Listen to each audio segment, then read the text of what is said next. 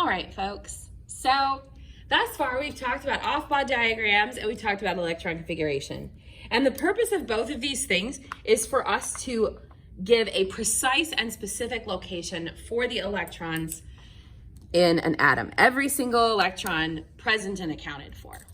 Okay? And that is very important because the amount of electrons that we have in an atom really does affect how it behaves. However, there are certain electrons that are incredibly, incredibly important when it comes specifically to chemical bonding, which is what we're going to be coming to in a couple of units, is chemical bonding. And those are called the valence electrons.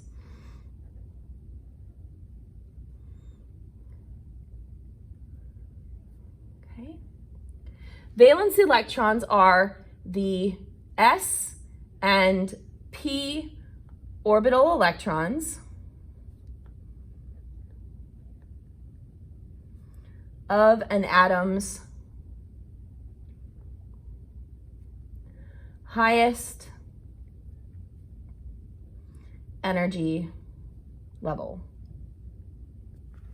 So why are these the most important electrons for chemical bonding? Well, because if they are the s and p orbital electrons of the highest energy level, that means that they are the electrons on the outside of the atom. All right? So these are the electrons outermost of the atom.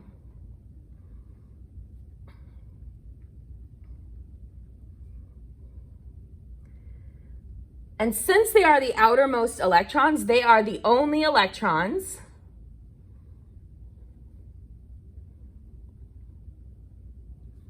involved in a chemical bond.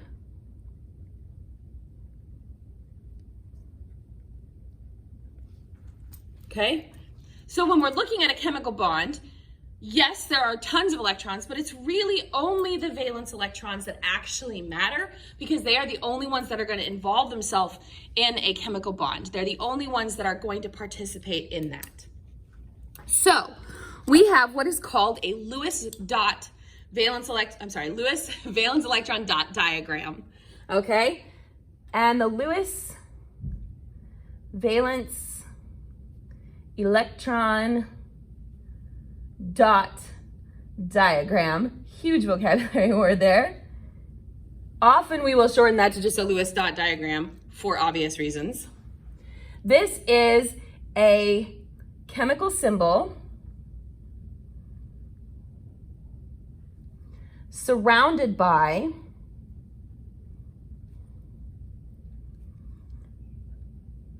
dots that represent just the valence electrons.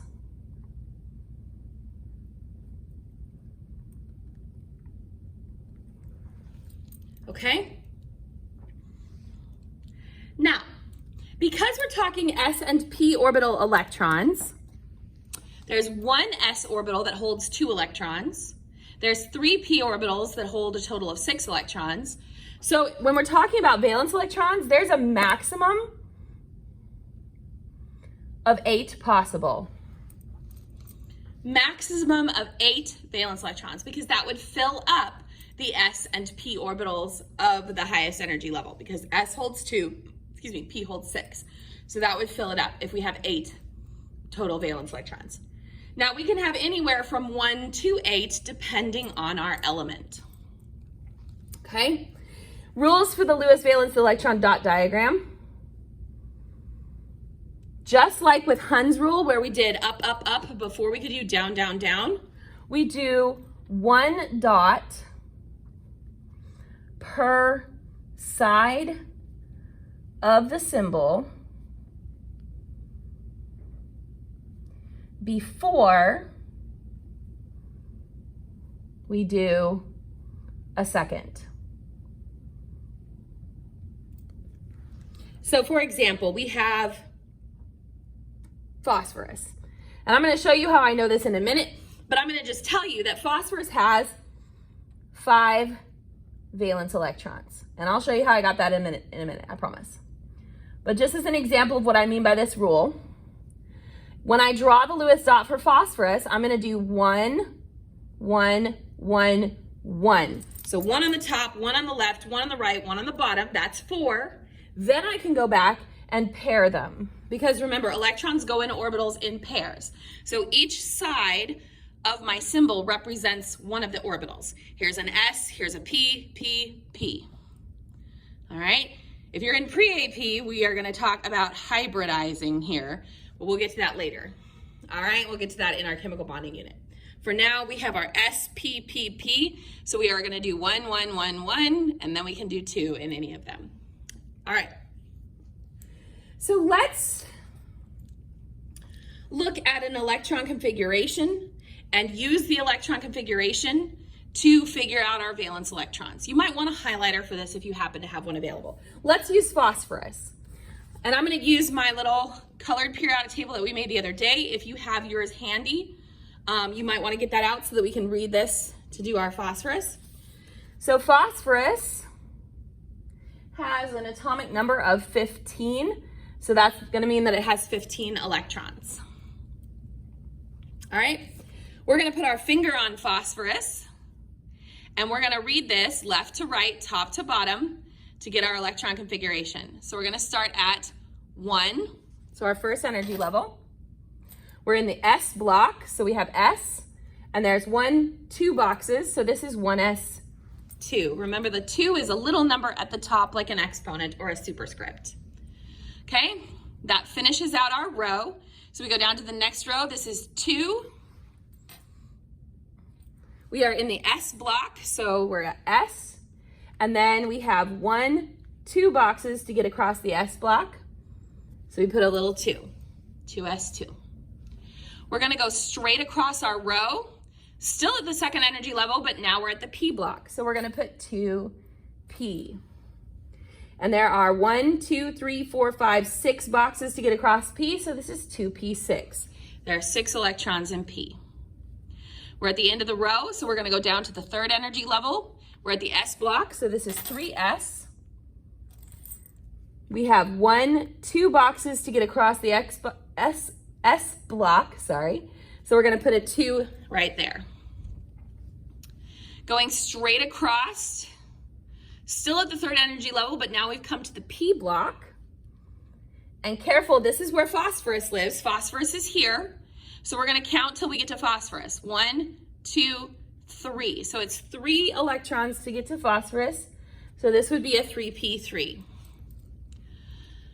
All right, so now let's figure out, how did Miss Crane know that phosphorus had 5 valence electrons? So we're going to look for our biggest energy level.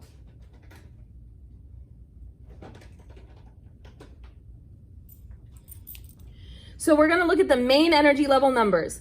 I have 1, 2, 2, 3, and 3. So the highest number I have is this 3s2 and this 3p3. We're going to highlight all of them. Okay? Once we've done that, we are going to add together the electrons. So in 3s, I had 2 electrons. In 3p, I had 3. So that gives me a total of 5 valence electrons. Okay? For phosphorus, I'm going to go ahead and plot that on here. It has 5 valence electrons. All right? Let's do another one. Let's do a D block one. D block is fun. Let's do zinc. Okay? Zinc has an atomic number of 30. So it's going to have 30 total electrons.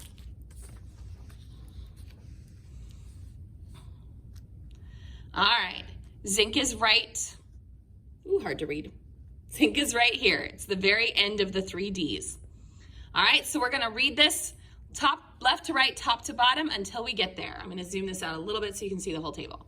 All right, So I'm starting at the top. I have first energy level, S block. So we're gonna write 1s, 2 boxes to get across that.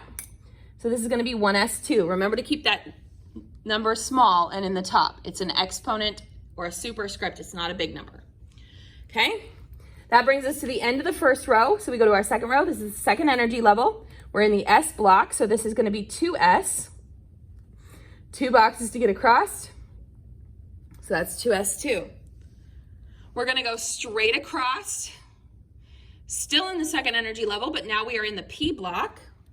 So this is gonna be 2p, and there are 1, 2, 3, 4, 5, 6 boxes to get across the P block, so this is 2p6. We're at the end of the row now, so we're gonna go to our next row. We're at the third energy level in the S block. So we're gonna write 3s. There are 2 boxes to get across 3s, so this is 3s2. Straight across, we're still at the third energy level, but now we're at the P block. Okay, so this is 3p, and it's 1, 2, 3, 4, 5, 6 boxes to get across the P block, so this is 3p6. We're at the end of the row, so we go down to the next. This is our fourth energy level, and we're at the S block. It takes 2 boxes to get across the S block, so it's 4s2. Now remember, the D block is always one behind our energy level because of the overlap in the main energy levels.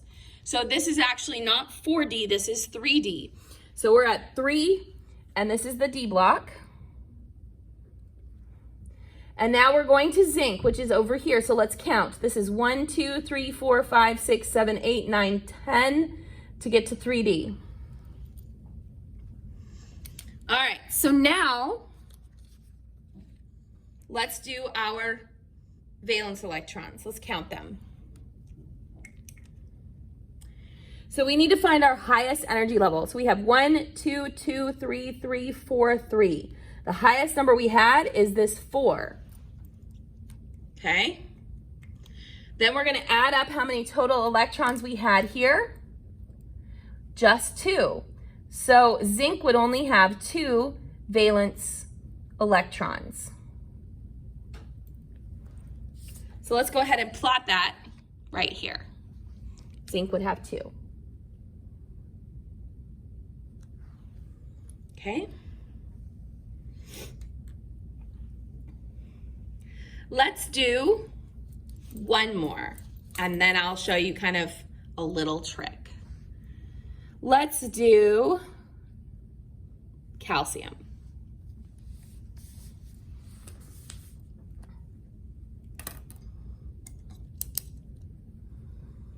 Calcium has an atomic number of 20, so that means it has 20 total electrons. There we go. All right, so we are gonna start at the top and go left to right, top to bottom until we get to calcium, which is right here. So starting at the top, we're in the first energy level, S block, so we're gonna write 1s, 2 boxes to get across, so that's 1s2. We're at the end of the row, so we're gonna go to our next row. This is the second energy level, and we're in the S block again. So this is 2s, 2 boxes to get across, so this is 2s2. Straight across, we're still at the second energy level, but now we're in the P block, so we're gonna write down 2p. And there's 1, 2, 3, 4, 5, 6 boxes to get across the P block. So that's 2p6. Going to the next energy level, we are at the third energy level at the S block. So this is gonna be 3s, 2 boxes to get across the 3s. Straight across, we're still at the third energy level, but now we're to the P block. So this is gonna be 3p. We have 1, 2, 3, 4, 5, 6 boxes to get across 3p. Okay? Now we're to the next energy level. We're at fourth energy level, S block, and we're gonna count how many boxes it takes to get to calcium. 1, 2. So this is gonna be 4s2. All right, so now let's figure out our valence electrons. We are gonna highlight the highest energy level number. So we have 1, 2, 2, 3, 3, 4. So that 4 is our highest number. All right. Then we're going to add up just the electrons up here. So calcium has a total of 2 valence electrons. So let's plot that on here.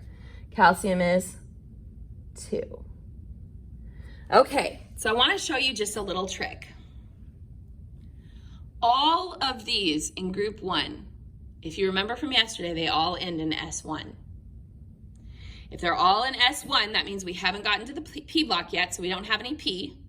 So it's just that one electron in the S block.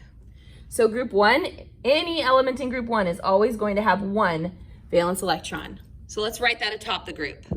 Anybody in this group always has one valence electron because they all end in S1. This would be 1s1, this would be 2s1, this would be 3s1, 4s1, 5s1, 6s1, 7s1. They all have one. Over here in group 2, these would all end in S2. So they haven't gotten to their p orbital yet, so they don't have any p's. So this would just be the two p orbital one, or sorry, the two s orbital ones. Okay? So group 2 is going to always have 2 valence electrons. Let's skip over the D block for a minute because remember, D block is not part of our valence electrons. Valence electrons are only S and P. We'll come back to them in a minute. So let's go over to the P block. Now remember, when we get to the P block, we've already filled the S. S always comes before P. So we're going to have to add those two. So here in group 13, we have 1 in the P block plus the 2 from groups 1 and 2 in the S block. So that's going to be a total of 3 in group 13. Group 14, we now have 2 in the P block and 2 from the S block, so that's a total of 4. Group 15, we have 3 from the P block because we're 3 boxes in, plus the 2 that they had from the S block, so that's going to be a total of 5 valence electrons.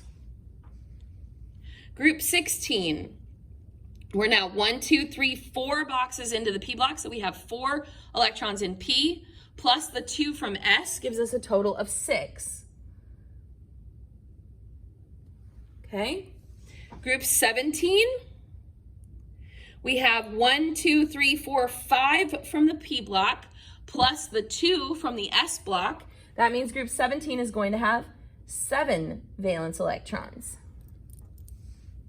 And then group 18, we have filled the P block, so it's got 6 total electrons in it, plus the 2 over here. Group 18 has 8 valence electrons, which, if you recall from the notes, that was our maximum. The most we could have is 8. So why do we start a new row? Because we filled this one.